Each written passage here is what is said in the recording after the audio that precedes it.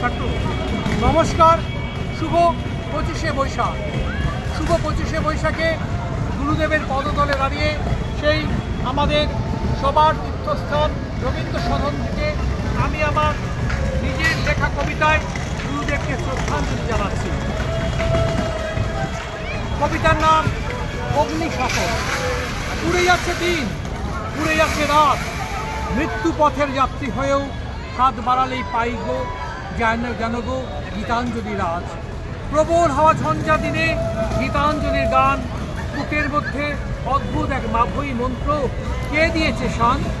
সবাই যখন মুখ ফিরালো, হাঁটছি আমি হাঁটছি, ধুলোর ভিতর অগ্নিশকর, আগুনে হলো আগুনময়, জয় আগুনের জয়।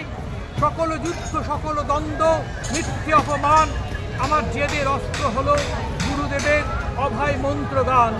মত্ত লোকের সত্যহীন আপোষবিহীন প্রাণ, নিজের মতোই বেঁচে আছি, চলার পথে বাজছে শুধু হীন পদের গান। কে